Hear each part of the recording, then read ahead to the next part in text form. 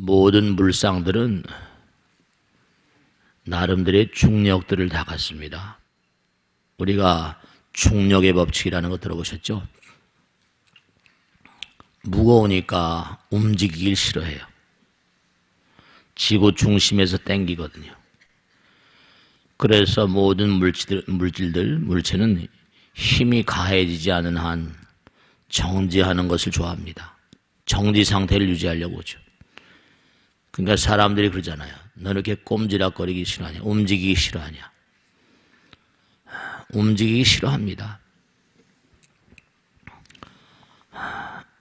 가만히 있는 것들은 그냥 정지 상태를 좋아하고, 또 마찬가지로 외력을 가하게 되면 운동하는 것은 또 운동 상태를 그대로 지속하려는 그런 경향을 갖죠. 우리 마음도 마찬가지입니다.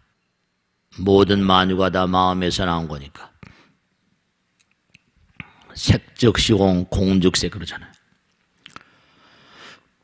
관성의 법칙이라는 걸 말씀드렸는데 습관성 그러기도 하지만, 우리가 이제 한 해를 시작해서 계속 움직여야 돼요. 정진해야 됩니다. 정성스러운 마음으로 앞으로 나가야 된다는 말씀이죠. 움직여야 돼요. 변화해야 되거든요. 움직인다는 것은 변화를 의미하잖아요. 근데 안타깝기도 하지만 변화하려면 말이죠. 현재 내가 가지고 있는 사고방식이라거나 삶의 어떤 프레임이라거나 자기의 종래의 어떤 그런 방식들을 파괴해야 돼요. 근데 자기가 만들어 놓은 것을 파괴하는 걸 싫어하거든요. 그냥 가만히 놔두고 싶어 해요. 자기가 지금껏 쌓아 올린 거니까. 근데 그것을 가만히 놔두면은 앞으로 나갈 수가 없어요. 이게 이제 창조를 위한 파괴란 말을 쓰거든요. 선뜻 어떤 변화를 일으켜서 앞으로 나가는 것을 사람들은 두려워합니다. 특히 어떤 사람들, 여자라거나 우리 보살님들이라거나 혹은 또 중년, 노년 이런 분들은 뭔가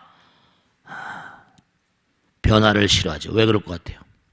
여성들은 아이들을 키워야 되잖아요. 또 가정을 수호해야 되니까 쉽사리 변화하는 것을 용납하기 어렵습니다. 또 나이 드신 분들 중년이 되면 청년이나 소년들처럼 힘이 왕성하지 않거든요. 나이가 들면 항상 뭐예요? 저 외지에 갔다가도 돈을 많이 벌어가지고 어떻게 하고 싶어요? 고향에 돌아가잖아요. 고향 그리워하는 마음이 있습니다. 고향 그리워하는 마음. 우리가 낡은 그런 그 골동품 있잖아요. 녹이 막 나고 말이죠. 그 골동품 같은 걸 사람들이 사랑해요. 고가를 주고. 왜 그럴 것 같아요? 녹에 대한 어떤 그런 그 옛것에 대한 어떤 친밀감이라고 할까요? 사람들이 힘이 없으면 말이죠. 보수주의자가 돼요. 머물러 있으려고 그래요.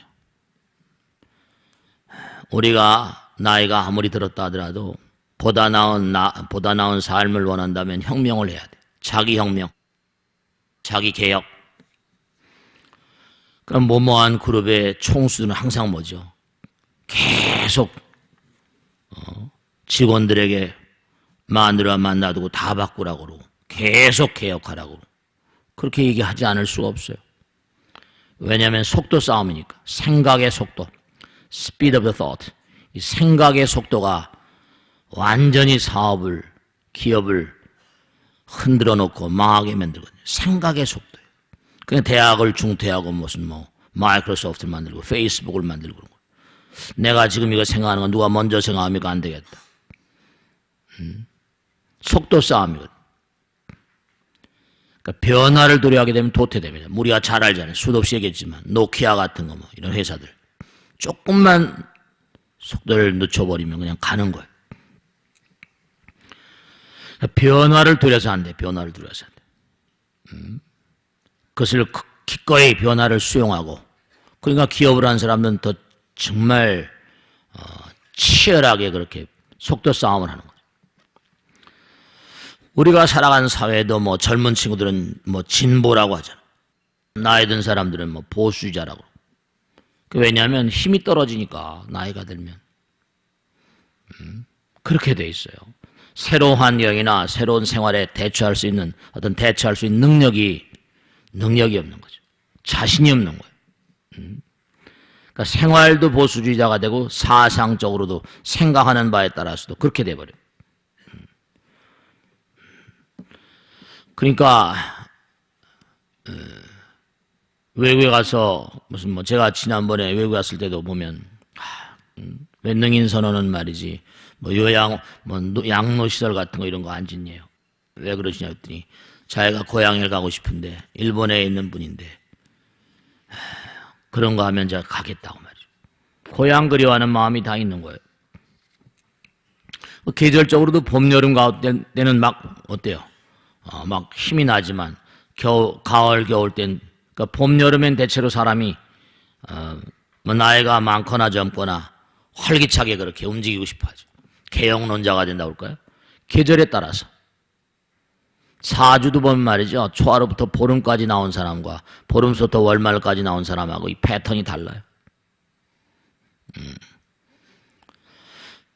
그러니까 아침에는 개혁론자가 됐다가 저녁엔 또 이제 힘이 떨어지고 그래요. 개혁론자들은 뭔가 적극적이고 보수주의자들은 좀 소극적이고 이렇잖아요. 이 개혁론자는 실천적인 힘을 가지고 나간다면 그렇지 않은 사람들은 자존심 따지고 내가 왕년에 따지고 이래버리잖아요. 그러니까 우리가 힘이 모자라면 주저앉아 버리거든요. 그러니까 보수라고 하는 그런 시스템들은 보수라고 하는 보수주의를 얘기하는 사람들은 과거에 밀접하게 관련을 지니까 자기를 퇴보할 수밖에 없죠. 진보의 저항감을 갖죠. 정신적으로 자신감이 없어서 그래요. 극복했던 의지가 없으니까. 그러니까 낡고 손때 묻은 그런 것들을 좋아하잖아요. 더 정치가 있는 것처럼. 골동품들을 사랑하고 골동품들의 정감을 갖는 이유예요. 친숙성 있는 어떤 낡음에 정이 간다고 그럴까요? 그러니까 뭔가 부처님께서 계속 말씀하신 원하 불태버리심이라. 부처님 자신도 마찬가지. 마지막 돌아가신 날 뭐라 그랬어요? 열반에 드신 날. 게으르지 말라. 부처님의 유언이잖아요. 부지런히 정진하라. 법을 등불로 삼고 내 자신을 등불로 삼고 나가라. 마지막까지 부처님의 일생이셨던 거예요. 부처님의 인생이고. 멈추면 도태가 된다. 멈추면 과거의 타성에 죽어버려요. 그러니까 우리가 자꾸만 뭔가 나가기 힘겨운 사람. 그러니까 골동품도 가치가 있죠. 그러니까 연어 같은 것도 봐요. 연어 같은 것도 키워서 이제 치어를 키워서 방류하면 돼요. 막 돌아다니다 결국 고향에 와가지고 자기 고향에 와서 알 낳고 죽잖아요. 우리 인간의 어떤 회귀 본능 같은 거예요. 새 것보다 좀 칙칙한 것에 마음을 자꾸만 쓰게 되고. 그런데 우리 인생이라는 건요. 죽음이라는 것이 우리에게 또 다른 어떤 한계를 가져다 준다 하더라도 계속 나가야 돼요. 죽음 그 너머 한 걸음 넘어선 또 내 생이거든요. 끝은 뭐라? 새로운 시작이니까. 계속 시작의 그런 그 기상을 가지고 가야 돼. 매일매일 새롭고 일신 후 일신. 새로운 꿈을 갖지 않는다면 살아갈 어떤 그런 그 가치가 없어요, 인생은. 이 관성의 법칙을 잘 아셔야 돼요. 머물러 있으면 안 돼. 그럼 머물러 있으니까 잠깐 무거워지면 병이 나잖아요. 비만이라거나 뭐가. 그러니까 운동을 하지 않으니까 하루 온종일 일만 하다 보니까 운동할 시간이 없다고요. 그럼 무게가 나가니까 중력이 나가니까 움직이기 싫어하죠. 그럼 죽는 거예요. 생명력이 자꾸만 감퇴되니까. 무슨 술순이 운동을 해야 됩니다. 하루에 정말로 일정한 시간은. 그렇지 않아서 안 돼요. 남자나 여자나. 또 운동을 해야지 또 앞으로 나갈 수 있는 힘이 생겨요. 이건 뭐 만유의 철칙이니까. 습관이라는 건 하나의 우상 같아요. 바꾸기 싫어하거든요. 타파해야 돼. 자꾸만 습관에 우리가 복속을 하고 우리가 습관에 복종하기 때문에 자꾸만 습관에 힘이 강해진다니까. 그러면 습관의 노예가 돼버려. 정말로. 오히려 우리가 삶을 지배해야 되는데 삶에 지배당한다니까요. 그러면 자신의 삶에 진보가 없죠. 그러니까 부처님께서는 원하 불퇴 보리심이랬죠. 절대로 불퇴전지.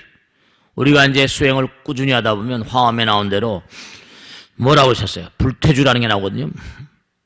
앞으로 이 친구는 미래를 예측할 수 있다. 왜냐하면 가다가 또 빠꾸 하면 예측을 할 수 없잖아요. 가다가 또 지옥에 떨어진다. 가다가 그냥 악도에 간다거나 이러면 이것도 뭐 곤란한 거 아니에요. 이 친구는 계속 앞으로 나갈 수가 있다.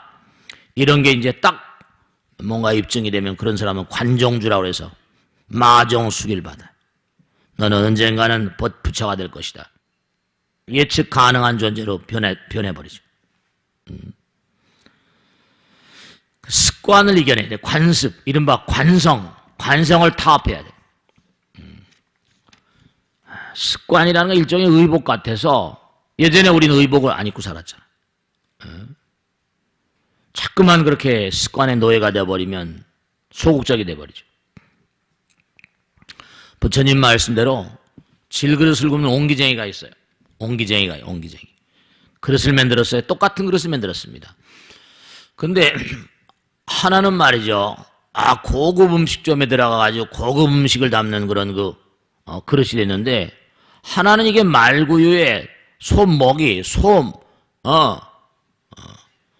담는 소먹이 그릇이 돼 있는 거예요. 말먹이 그릇이 돼 있고. 똑같은 그릇인데도 담는 것에 따라서 전혀 급수가 다르죠. 그럼 여러분의 그릇에 뭘 담을 것인가? 자꾸만 스스로가 나는 안 돼. 나는 뭐 나이가 드신 분들. 제가 그래서 지난번에도 그런 얘기를 했었는데, 나이가 들어서 뭐 사람이 가다 보면 고비가 다 있잖아요. 인생 살아가는데 뭐 어려운 날들 어디 웃는 사람 있습니까? 내가 직장을 뭐 이제 놔뒀다 뭐 그런 분들 제가 얘기하잖아요. 올해 이제 정말로 대학을 이제 오픈하게 되면 정말 들어와요. 내가 이제 마지막 나의 인생을 정말로 새롭게 좀 한번 변모시켜보자. 마음을 아주 탄탄히 먹고 열심히 들어와서 우리 대학에 들어와서 열심히 공부하고 그래가지고 새로운 인생을 좀 살아보자. 똑같은 그릇이라 하더라도 정말로 의미로운 것을 담느냐 그렇지 않느냐, 이것에 따라서 삶의 어떤 판도가 달라지니까. 법화경에 보면 그런 거 나오죠. 아버지가 명이에요. 근데 어디 외지에 갔다 오니까 아이들이 뭘 잘못 먹어서 독을 먹어가지고 병이 들어있어요. 아이 큰일 났거든요. 병이 이제 독이 조금 덜 들어간 녀석은 아버지 말을 듣고 약을 먹고 났는데, 독이 너무 많이 들어간 녀석들은 아버지가 약을 줘도 안 먹는 거예요. 그래서 어떻게 했어요? 아버지가 죽었다고 저 멀리 여행 간 다음에 유언을 하죠. 아버지가 꼭 필요하니까 너희들 꼭 이렇게 아버지가 지시한 대로 약을 먹도록 하라. 그 아버지가 돌아가셔서 뭐 했다니까. 아버지의 유언이니까 할 수 없이 그죠? 그 약을 먹었던 거죠. 그래서 이제 병이 났다. 즉 다시 말하면 우린 독이 들어있는 존재라는 거예요. 부처님 살아생전에 약을 먹고 난 녀석들 있고, 부처님 돌아가신 다음에 내가 이렇게 경을 펼치는 이유가 뭐냐? 너희들의 중독된 마음, 중독된 삶을 그렇게 교정하기 위해서다. 부처님 말씀을 잘 들어야죠. 독을 빼야 돼. 삼독번뇌. 독이 심각하게 그래 중독이 돼버리면 모든 걸 다 부정해버리잖아요. 평정심도 잊어버리고 집착과 문명의 포로가 돼서. 우리가 가만히 보면 부처님 말씀을 공부하시면서 이제 하루 이틀 한 해 두 해 5년 10년 이렇게 공부하시면서 느낌이 많이 있으실 거예요. 왜냐하면 자꾸만 부처님 말씀 따라가면 그렇잖아요. 부처님 말씀을 실천해 보세요. 이제 가장 문제가 무슨 기도를 해보라, 참선해보라, 이게 말이죠. 정말로 제가 당부드리겠는데 해보지 않으면 불교는 몰라요. 말만 들어선 그때 이제 그렇지. 그리고 삶에 뭐 변화가 좀 있겠죠. 직접 자기가 행동을 해봐야지 마음 가운데 깨달음의 장이 열린다니까. 해보질 않으니까 이거 모르는 거예요. 욕계 새끼 무새끼다. 어떤 정말 정성스러운 마음으로 앉아서 참선도 좀 해보고 제대로 안 되더라도 말이지. 노력을 해보고. 자꾸만 부처님과 하나가 될 때는 보상이 있어요. 열반의 묘심이 있다고요. 우리가 갈라져 있다는 거, 자꾸만 갈라져 있다는 건 이건 아픔이거든요. 불행의 씨앗이고. 하나가 된다는 건 자꾸만. 부처님 말씀 하나로 모으라고 그러잖아요. 우리가 사회도 보면 그렇잖아요. 하나로 모을 수 있는 능력 있는 사람들이 어떻게 평가를 받잖아요. 어쨌든 간에 이 세상이 아무리 어렵더라도 하나로 묶을 수 있는 사람. 자꾸만 갈라져 있다 착각하는 사람들이 이제 고통스러운 거죠. 그러니까 우리가 삶을 살아가면서 가만히 보여. 어떠한 그런 물상들도 갈라져서 살 수 있는 거 있습니까? 뭐 동물과 식물도 우리가 동물, 식물 나누지만 그게 하나가 아니잖아요. 우리는 탄산가스를 내뿜고 저 친구들은 산소를 주고 하나잖아요, 다. 만상이 다 하나라니까. 부부가 둘입니까? 나눠져 있는 것 같죠? 근데 일심동체, 거기서 생명체가 나오잖아요. 제가 이제 매번마다 만나는 분 보면 그 가정적으로 불화한 분들이 많이 계세요. 이혼한 사람이 셋 중에 하나라니까. 그럼 이제 뭐 통계도 나와 있는 거지만 두 가지가, 예를 들면 두 가지가 결정적인 요인이거든요. 하나는 뭐냐면 무슨 혼의 어떤 그런 그 부정을 저지른다거나 그런 거 하나 있고, 하나는 또 성격차. 근데 가만히 보면 연애 결혼한 사람들은 혼의 부정을 잘 인정하지 못하는 것 같아요. 근데 중매 결혼한 사람들은 대체로 뭔고 하니? 성격차를 많이 탓해요. 근데 그걸 이유가 왜 그런가 그랬더니 연애 결혼했으니까 뭐예요? 처음 만나서 비교적 뭔고 하니 한 사람밖에 모르잖아요. 그러니까 부정을 잘 용납하지 않는 거예요. 나는 결백하게 너만 사랑했는데 그럴 수가 있네 이렇게 나오죠. 근데 냉정하게 따져보세요. 한번 우리가 진지하게 생각해보자고요. 남녀 간의 만남이라는 건 뭐예요? 전부 다 충동적이잖아요. 일시적이고 생리적이고. 힐라리라는 여자가 오바마 밑에서 일하다가 또 지금 대통령 후보로 또 물망에 오르고 하는 그 이유가 뭐예요?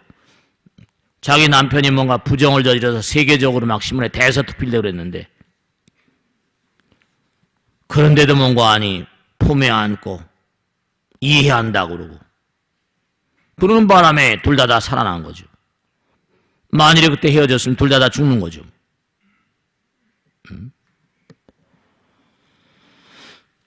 그러니까 뭐 가정마다 다 케이스가 다르겠지만 대체로 보면 연애 결혼한 사람들이 부정을 많이 탓하더라고요. 보살 연애 결혼했어? 중매 결혼했어? 물어봅니다, 제가.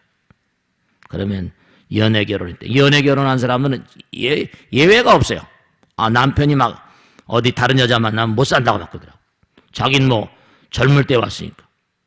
근데 중매 결혼한 사람들은 그런 것보다 좀 성격차. 보살 중매야? 연애야? 그러면 중매했어요. 성격차. 그러면 제가 성격 안 맞는다는 사람들 그럽니다. 보살. 자, 아들이 취직을 했거든. 근데 윗사람, 이 성격차라는 게 결국 뭐냐면 마음이 안 맞는다는 건 뭐예요? 자기 마음이 흡족하지 않다는 거 아니에요. 마음이 부족한, 마음에 뭔가 이렇게 충족을 채워주지 못한다는 거죠. 이게 하도 만나다 보니까, 이혼하겠다는 하도 만나다 보니까 이게 뻔연히 통수가 뻔해요. 그러면 자, 취직을 했는데 말이야.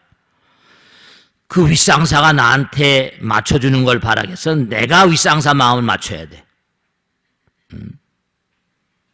윗상사 마음을 좀 맞춰주고 그러면 윗상사도 나한테 잘하는 거 아니야. 보살도 말이야. 이거 어쨌든 간에 결혼이라고 하지만 이쪽이 취직한 거거든, 그것도. 그럼 서로 맞춰가 살아야지. 자유장만 하면 그러면 어떻게 돼? 자유장만 하니까 이런 결과가 오는 거야. 성격차는 무슨 쥐뿔이냐 성격차냐. 성격이 안 맞는다고 그래서 뭐 직장 다니는 사람 다 못 다니냐? 그러지 마. 제가 그럽니다. 그것도 취직한 거니까 남편이 미워 안 미워? 밉대요. 미움이라는 건 사랑의 또 다른 표현이야. 부부싸움 하지? 부부싸움 한대요. 싸움하는 것도 사랑해서 그래. 앞집에 말이야 개똥이네 아버지가 말이야 바람 피웠다고 보살 화내? 앞집에 그 친구 남편이 가서 무슨 뭐 바람 피우거나 뭐 성격차가 있다고 그래서 뭐 싸움박질 한다고 그래서 내가 거기 뭐 그 남자 사랑해 싸워? 싸운다는 것도 사랑이 싸우는 거야. 보살이 오늘 집에 가서 남편한테 조금씩만 더 잘해줘 봐라. 남편도 더 잘해준다. 성격차는 무슨 성격차냐 쥐뿌리나. 죄도 뿔은 없지만 말이죠. 그러니까 이게 참 하나가 될 때 우리가 오는 보상이 다 있어요. 하도 뭐 그런 얘기를 듣다 보니까 부처님 말씀이 다 나오잖아요. 하나가 되면은 하나가 되면 거기 즐거움이 오고 행복이 오는 거거든. 무슨 이혼 물론 정말 정신적으로 좀 문제가 있어서 아이들을 키우는데 진짜 문제가 있겠다. 그럴 땐 정말 뭐 어쩔지 모르겠어요. 대체로 보면은 다 이겨낼 수 있는 내용들이에요, 다. 갈라지면 불행입니다, 갈라지면. 그 여러분, 요즘에도 뭐 상속법이나 뭐 바뀐다며요, 뭐 이제. 이제 왜냐면 그것도 그렇게 바꿔야 될까 법도 자꾸 바뀌어야 되니까. 예전에 아들, 딸들이 엄마, 아버지를 모시는 게 당연한데 이제 70%, 80% 육박하는 숫자의 아들, 딸들이 아버지, 엄마를 모시고 싶지 않다. 아버지, 엄마와 같이 살고 싶지 않다. 이렇게 대답을 하고 역으로 아버지, 엄마도 아들, 딸들하고 살고 싶지 않다라고 대답한 사람 70%가 넘어요. 그 법을 바꿔야지. 그 혼자 살게 만들어줘야 되니까 상속법을 바꿔가지고 상속재산의 반은 무조건 아내한테 주고 배우자한테 주고 아들, 딸들한테는 뭐 조금 주고 그렇게 함으로써 노인들 복지 29조가 30조가 절약이 된대요. 이제 헤어지면 손해다. 헤어지면 손해. 헤어지면 손해 이제. 그런 생각하지 마 이제. 좀 하나로 잘 묶어서 살아봐. 여러 가지 타격이 많거든요. 전제가 보면 헤어진 집에 애들 보면 헤어지고 난 다음에 대학부 청년부나 뭐 어린이 법회 나오고 그런 애들 보면 풀이 없어요. 어차피 말이죠. 남자하고 여자 같이 사는데 남자가 더 오래 살아요? 여자가 오래 살아요? 대체가 남자가 일찍 죽잖아요. 남자가 일찍 죽지? 그래 안 그래요? 그거 왜 그런 거 아니? 대체로 평균 수명이라는 게 있죠. 평균 수명도 여자들은 뭐 80 몇 살인데 남자들은 70 몇 살이잖아. 그래 안 그래? 한 대여섯 살 차이 나더라고요. 남자가 일찍 간다니까? 미국에서 조사한 게 있어요. 재미난 건데. 토끼 2마리를 말이죠. 토끼 2마리를 가지고 뭐냐면 웃기는 거예요. 한 토끼 2마리를 암토끼하고 수토끼하고 이제 암토끼하고 수토끼를 물속에 빠뜨렸어요. 그때 뭐냐면 암토끼하고 수토끼를 빠뜨린 다음에 막 남자 토끼는 막 발버둥을 치는 거예요. 막 살려. 여자 토끼는 가만히 있는 거예요. 물에 떠 있는 대로 그냥. 그러고 난 다음에 꺼내서 내장을 다 조사해 보니까 남자 토끼 위에는 우열이 있어요. 출혈이. 너무 신경을 쓴 거예요. 그 위궤양이 오는 거예요. 여러분, 여자들은 위궤양이 별로 없습니다. 남자들이 위궤양이 많아요. 신경을 팍 써버린 위장이 벌써 가버리거든요. 위우열이 와버려. 위출혈이 있는 거예요. 남자 토끼하고 여자 토끼를 말이죠. 둘을 불어 다리를 분질러 놨어요. 다리를 분질고 기부스를 해줬다고요. 남자 토끼는 계속해서 기부스 한 자리만 핥고막 하면서 말이죠. 거기만 신경을 쓰는 거야. 근데 여자 토끼는 아랑곳하잖아요. 자기 할 일 하는 겁니다. 이 남자들은 대체로 감정 표현이 너무 왕성하거든요. 일찍 죽는 거예요. 여자들은 아프고 고통스러워도 비교적 체념이 빠르거든요. 남자들은 뭔가 아니, 남자들은 아프면 막 그냥 그리고 막 억제하려고 막 애를 쓰고. 그냥 있는 그대로. 그게 중요한 게 있어요. 심리학에 보면 뭐가 나온 거 아니? 여자들은 울길 잘하잖아요. 그래 안 그래? 툭탁 울잖아요. 우니까 그게 스트레스가 빨라요. 스트레스 해소가. 여자는 빨리빨리 우니까 조금만 해도 울잖아요. 울면 시원해지잖아요. 울면 시원해져. 남자들은 많이 억제하잖아. 그러니까 자꾸만 이게 뭔가 스트레스가 쌓여도 그냥. 그러니까 이게 남자들이 일찍 죽을 수밖에 없어요. 무슨 뭐 술 먹고 담배 피우고 이게 문제가 아니라 남자들이 일찍 죽는다니까. 평균 연령이 말해주잖아. 5살, 6살. 그러니까 여자 보살들은 이혼해봤자 손해야. 조금만 기다리면 돼. 왜 그래 바보처럼. 그러니까 전부가 다 이게 모든 고통이 만상이 전부 다 내 거다, 나다는 생각. 모든 자연계 생명체들은요 자연에 순응합니다. 자연에 순응하고 살아요. 나라는 생각을 별로 갖지 않죠. 그러니까 다 이게 다 한 덩어리 잘 살잖아요. 근데 우리 인간들은 내 것, 네 것 따지니까 망상 때문에, 우리가 항상 번뇌망상 때문에 이게 문제가 생기는 거예요. 깨달음이라는 게 다른 게 아니라요. 깨달음이라는 게 다른 게 새벽별 보고 깨쳤다고 그러잖아요. 깨달음이라는 게 다른 게 아니라 개체로부터 벗어나서 우주와 하나 되는 과정 같은 거예요. 다른 게 아니에요. 망상을 부수라고 그러잖아요. 내 것, 네 것 때문에 계속 문제가 나오고요. 사업을 하다 뭐가 안 됐다. 툴툴 털어버려요. 어차피 잊어버린 거 어때요? 죽을 때 뭐 가져갈 것도 아닌데. 살 수 있음에 감사하고, 살아있음에 감사하고, 산 날까지 산다. 사업하다 뭐, 괴롭고 아프긴 하겠지만, 아픈 것을 또 이겨내는 것도 굉장한 지혜의 슬기입니다. 아픈 만큼 성숙해지는 거니까. 우리가 덩어리져 있는 이 몸도 허망하잖아요. 죽으면 다 해체되는 거니까. 근데 뭐 가지고 있던 것 좀 내보냈다고 그래서 너무 괴로워하지 마시고 살아있음에 감사하고 존재하고 있음에 감사하고 부처님 생각할 수 있음에 감사하고 기도할 수 있음에 감사하고 법당에 나올 수 있음에 감사하고 그러는 거예요. 그러니까 우리가 가만히 보면 모든 게 다 그런 거니까 부처님 교회 나오잖아요. 자, 내가 이제 사바세계 가는데 사바세계 중생들이 내 말을 들을 수 있을 만큼 근기가 됐는가, 근기가 성숙했는가 아닌가, 때가 됐는가 아닌가 이거 다 따지잖아요. 어느 나라로 갈 것인가, 어느 종족으로 갈 것인가, 어느 부모를 만날 것인가 이 다섯 가지 점검하고 들어오잖아요. 5가지. 이 불소행찬에 나오잖아요. 5가지를. 그러니까 우리도 마찬가지예요. 부처님 같으신 영명한 분들은 5가지가 다 충족됐을 때 내려오셨지만 우리 중생들은 뭐죠? 업이 많으니까 근기가 성숙되거나 말거나 자기 업 따라서 때가 됐거나 말거나 자기가 업 따라서 때를 만나고 좋은 시절 만나는 사람이 있고 나쁜 시절 만나는 사람이 있고 업 따라 좋은 나라에 가는 사람이 있고 나쁜 나라에 가는 사람이 있고 이것도 업 따라서 부처님 같으신 원생이야. 자기 마음대로 골라갈 수 있어. 근데 우리는 그게 안 되거든. 우린 그게 안 돼.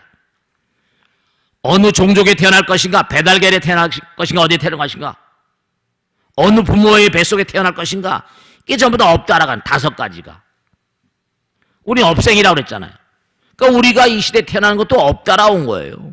이게 다 어떻게 할 수가 없어.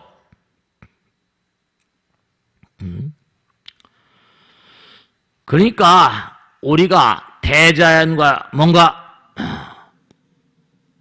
대자연과 하나가 되고 순응하고 우주와 하나가 되고 부부와 하나가 되고 그래야지 아들들 딸들 잘 크잖아요.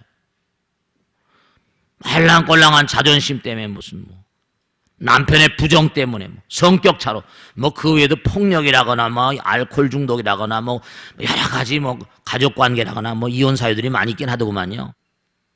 근데 대표적으로 보면 혼의 무슨 정사 부정이라거나 성격 차가 대표적이더라고 보니까 쭉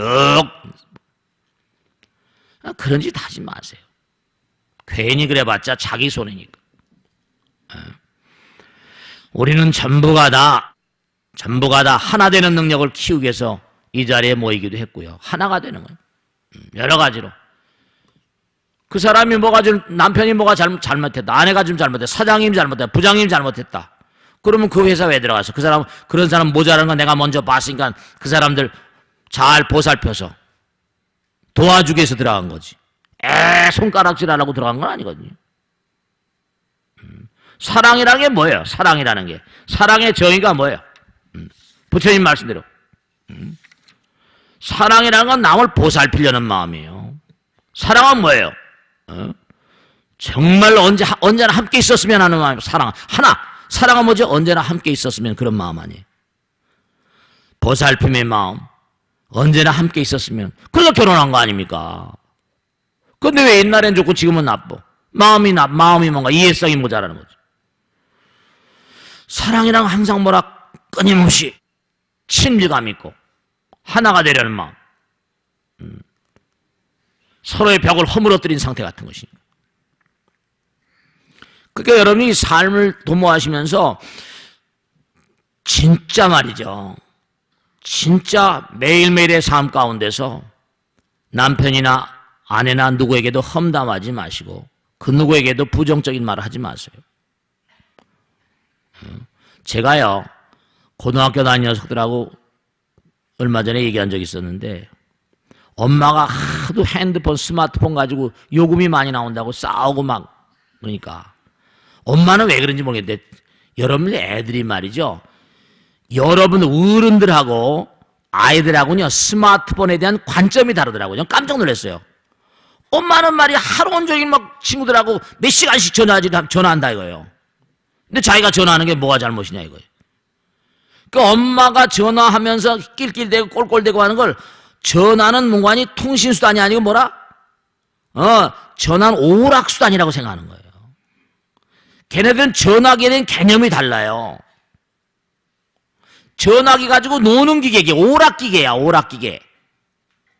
요금이 많이 나오는 적게랑 상관없는 거야.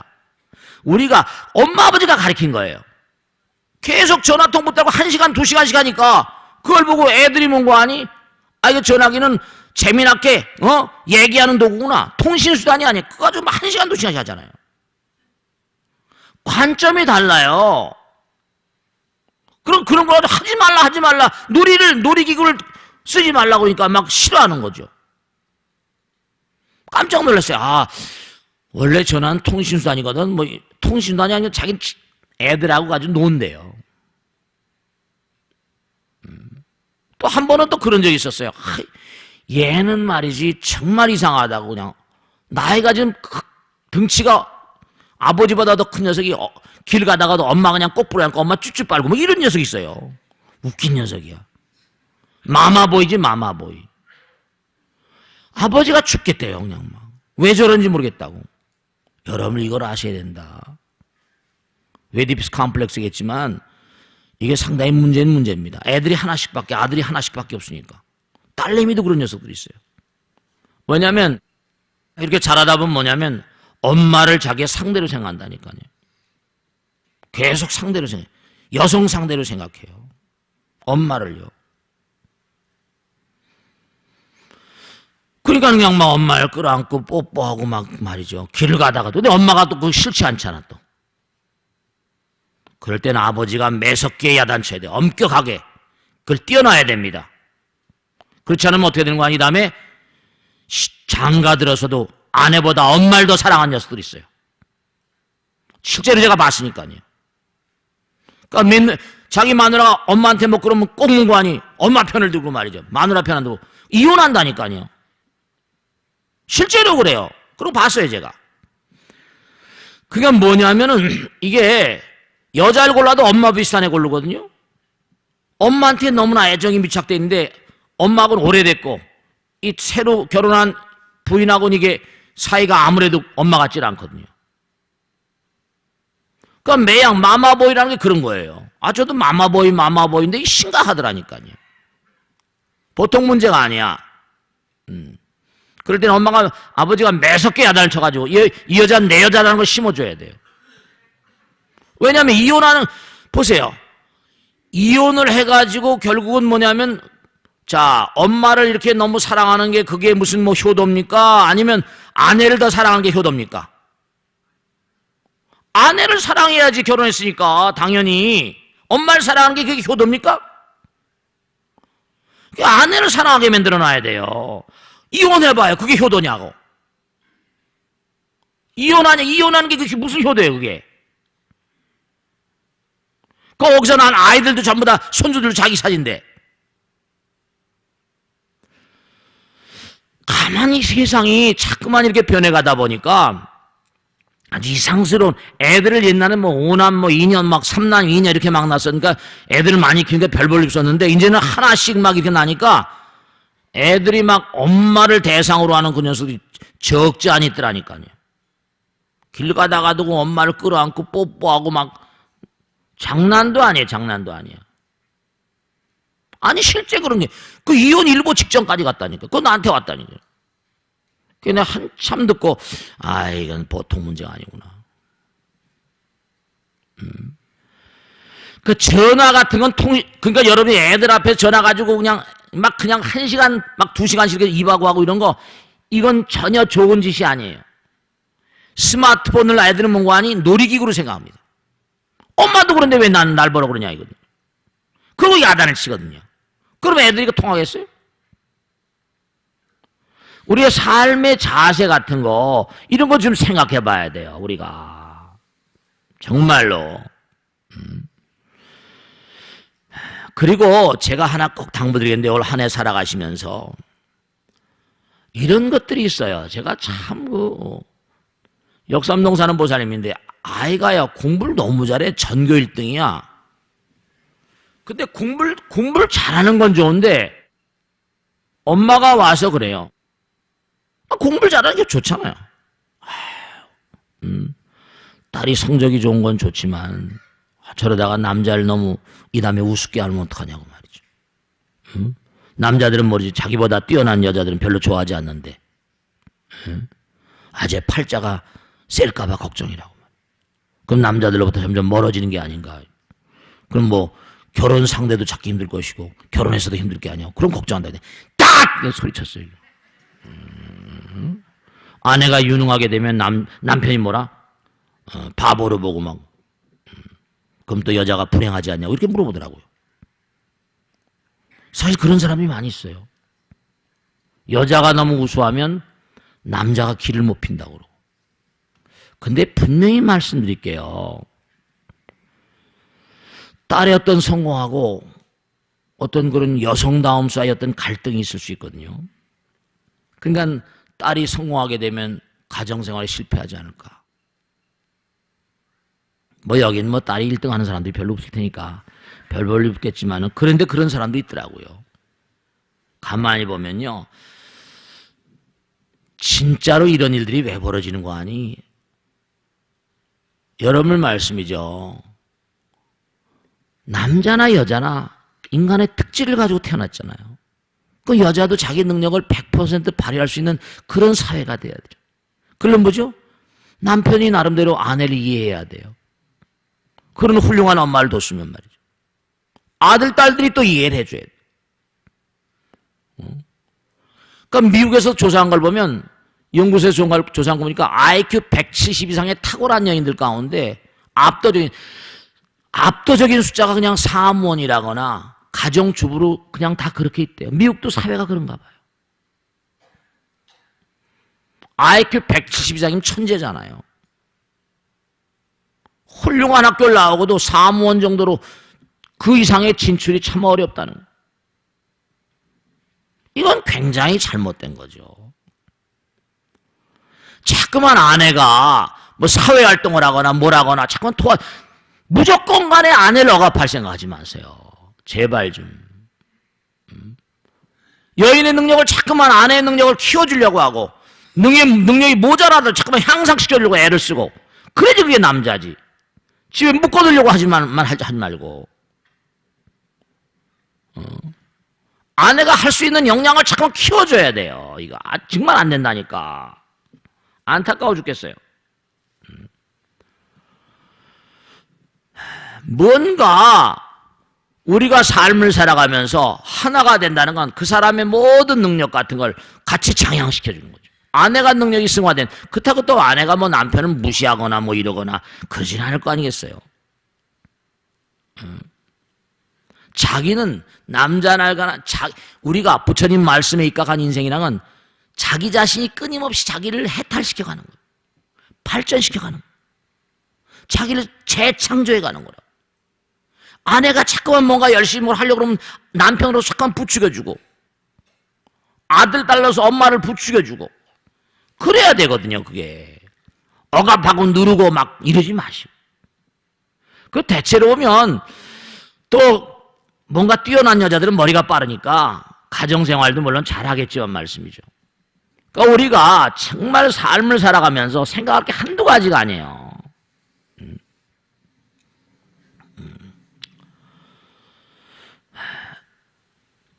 결국은 부처님 말씀대로 하나가 되려는 노력을 자꾸만 하게 되면 하늘나라에 보상이 있습니다. 부처님의 보상이 있어요. 부처님께서는 어떠한 인간상을 요구하신 거니? 보살.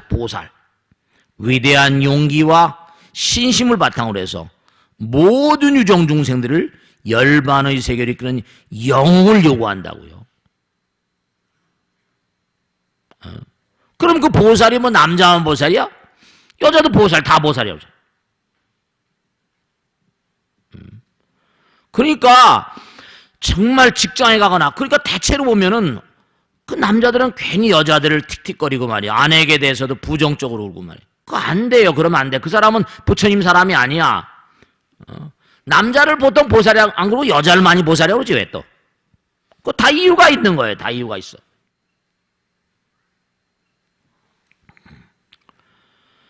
그러니까 내가 무슨 아내를 소유했다 뭐 내 마음대로 해야 된다 이런 건 안 돼요.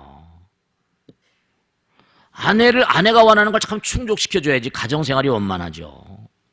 아내를 억압하고 억제하고 이게 되는 게 아니에요.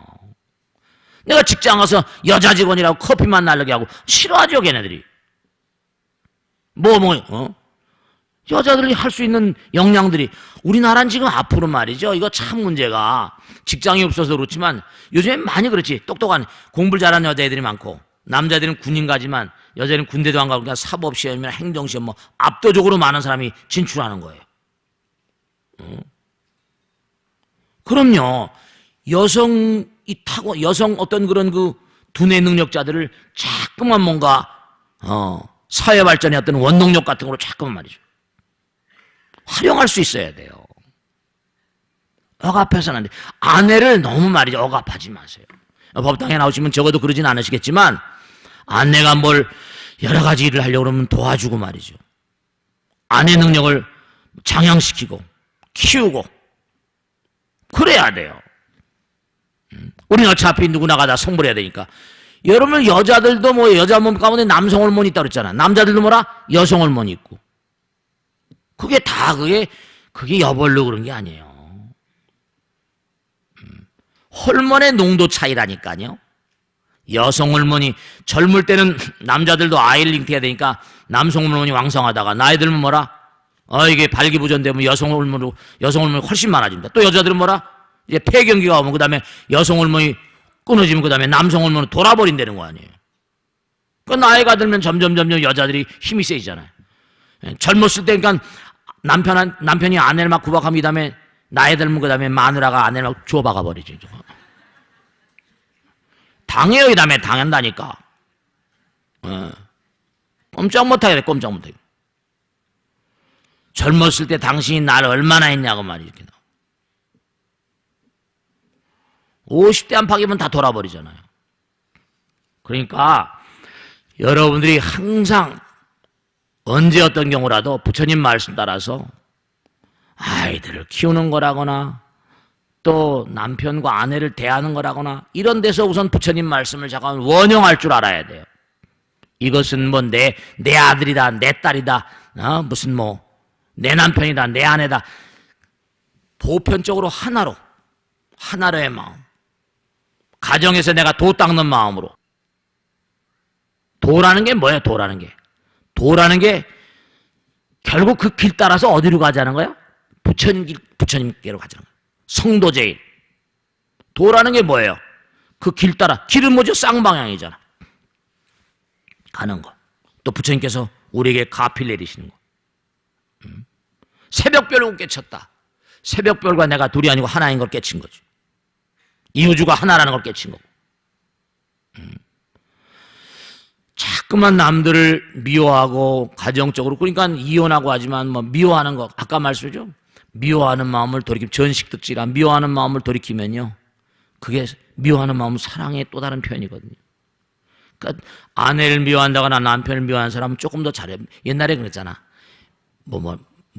미운 새끼 떡 하나 든다 그랬나? 뭐라 그러지? 그런 거 있지? 그런 얘기 있었지? 미운 새끼 떡 하나 더 든다나? 떡 하나 더 주는 거야. 미운 놈 떡 하나 더 주는 거야. 그러면 그게 풀려버립니다. 성격 차이라는 걸 거의 다 조사해 보면요, 마음에 흡족치 않아서 그래. 좀 흡족하게 해줘 봐봐. 조그만 마음을 써줘 봐봐. 사랑의 마음, 자비심, 그럼 다 풀려버립니다. 하나가 되려는 마음을 가지면 다 풀려버려요. 전 수도 없이 많은 사람 만나고 사니까. 이혼하겠다는 사람도 수도 없이 많이 만나고 많이 붙여주고 그냥. 결혼한 건요, 취직했다고 생각하세요. 내가 상사 하나 잘 모셔야 되겠다. 상사한테 잘해주면 상사가 뭐죠? 직원한테 잘할 거 아니에요. 뭐 꼭 직원과 상사라기보다. 어느 직장에 들어갔는데 무슨 뭐 내가 잘못한데 상사가 무슨 뭐 나한테 잘할 이유가 뭐가 있어.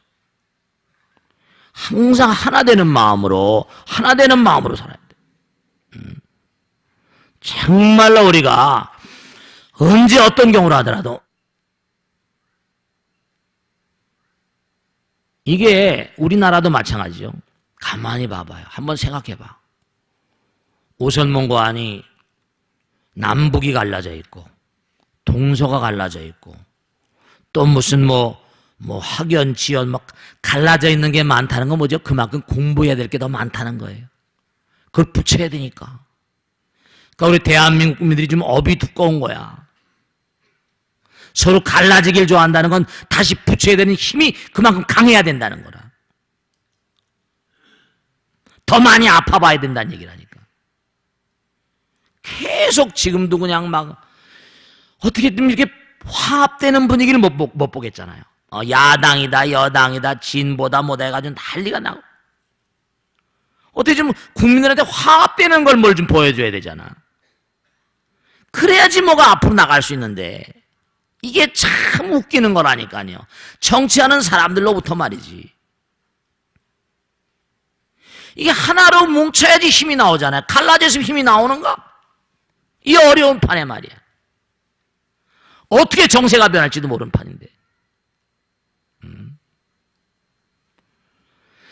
이게 그만큼 많이 갈라져 있다는 건 많이 반성하고 많이 노력해야 된다는데 왜 그러냐. 정말로 말이죠. 안타까운 거예요. 안타까운 거. 뭐 자기들 나름대로 무슨 지견이 있겠지만 말이죠. 그러니까 우리가 항상 하나가 되면 보상이 있어요. 우리가 삶을 살아가면서 정말로 부처님 말씀대로 아이들을 키운데도요 참 묘한 게 있잖아요. 그죠? 참 웃기는 건데 여러분 그런 거 있잖아요. 왜?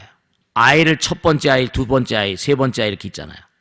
그러면 아이들 키우는 것도 가만히 제가 보면 너 장남이냐 차남이냐 또 이게 보살님 보면 아저씨가 장남이냐 차남이냐 이렇게 물어보거든요. 그럼 장남들은 처음 태어났잖아요. 그러니까 장남들 옛날부터 적자 이른바 말하면 위계 서열에서 장남한테 상속하고 뭐 그랬잖아요. 특별 대접해주고 그러니까 이 특별의식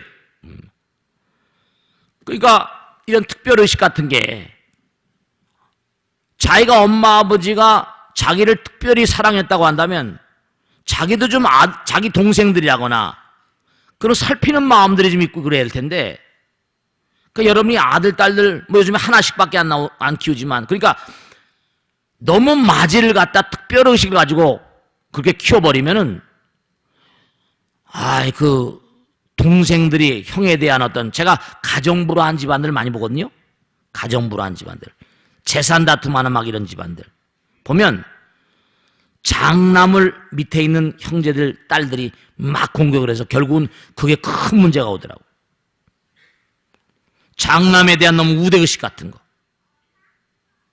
그러니까 아버지 엄마들이 키우는데도 보면 장남을 너무 우대하고 그러다가 또 장남에게 버림받는 사람도 많지만 우리가 삶을 살아가는데 이건 우리의 개인도 마찬가지고 가정도 마찬가지고 사회도 마찬가지고 이 하나라는 의식이 박혀버리고 누굴 특별하게 뭐 특출나게 이러다 보면 결국은 자기가 고통을 받는다니까요.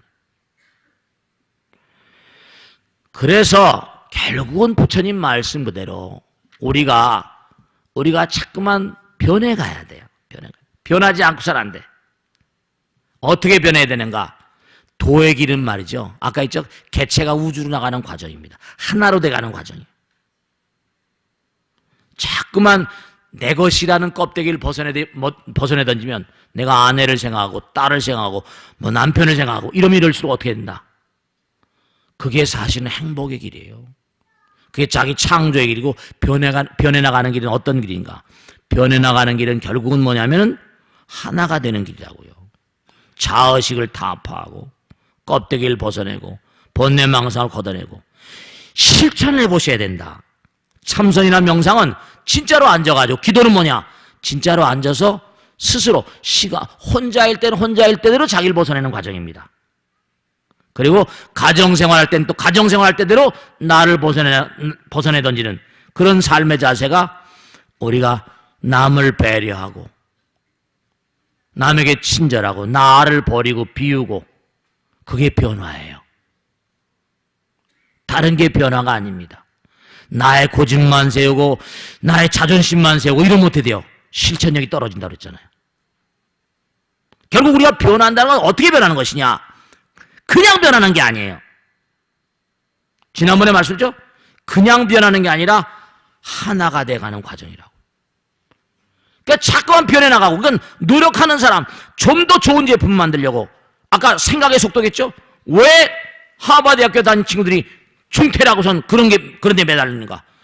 이거 지금 내가 못하면 누가 다른 사람이 할 거니까. 그러니까 뭐냐면 생각을 하는데 정말로 지난번에 말씀드린 절정에 서서 아이디어가 나온다니까요. 그런 많은 사람이, 좀 더 많은 사람의 특허가 나오고 하늘의 혜택이 있고 부처님의 혜택이 있어요. 그래서 올 한 해 여러분이 변해가시는데 평상시 혼자 계시거나 시간 있을 때는 운동도 하시고, 그리고 꼭 기도를 열심히 하시라는. 기도는 뭐라? 내가 나를 이긴 작업이니까요. 껍데기를 벗어나가는 거예요. 변화하는 겁니다. 해탈자의 길이에요. 그리고 사람을 대할 때는 기도하는 마음으로 상대방을 대하는 거예요. 참선하는 마음으로 나의 껍데기 이목고 껍데기를 벗겨나는 마음으로. 사람은 선적인 생활, 선적인 삶, 그런 건 나의 자존심이라거나 구태에 나눴던 그런 그 이기심이라거나 이런 걸 자꾸만 벗어내 던지면 하나가 되잖아요. 우리가 지금 사회를 살아가는 모든 대중들이 무슨 당이다, 무슨 지역이다, 이게 문제가 아니라, 좀 안타깝지만, 그러면 그 사람이 궁극적으로 지금 당장은 손해보는 것 같지만 절대로 손해보는 일이 아닙니다. 궁극적으로는 점점 변화해 가는데 어떤 변화가 중요한가? 그 변화는 껍데기를 자꾸만 벗어나가는 삶이, 그게 진짜 선적인 삶이고 기도자의 삶이고 구도자의 삶이에요. 그냥 내가 무턱대고 기도하면 뭐 하나만 생각하는 그게 아니라, 하나가 된다는 건 껍데기를 벗어야 하나가 되는 거 아니에요. 제가 아까도 말씀드린 그냥 뭐 비근한 얘기고 뭐 소소한 얘기인지 모르겠지만, 아들 딸들 앞에서 전화통 붙잡고 1시간 2시간 하다 보면 아들 딸이 뭐라 똑같이 배우는 거예요. 관념이 달라요. 또 마마보이라거나 뭐 이런 등등 여러 가지가 전부가 다 우리 생각의 미숙함에서 일어나는 일이라고. 조금만 더 생각하면, 기도하는 마음으로 자꾸만 자기를 벗겨나가면 넓은 세계를 얻게 되고 하늘의 보상이 있다고요. 올 한 해 정말 여러분이 매사에 생각 하나, 말 하나, 행동 하나 가운데 변해가는데 어떻게 변해가는가? 하나로 자꾸만 나가야 돼. 그러면 그 자리에는 영광이 있고 하늘의 부처님의 보상이 분명히 있습니다.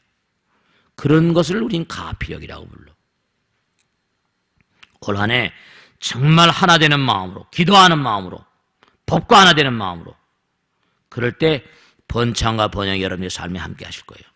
명심하시고 올 한 해 정말 게으르지 말고 열심히 정진하세요. 아시겠죠? 마치겠습니다.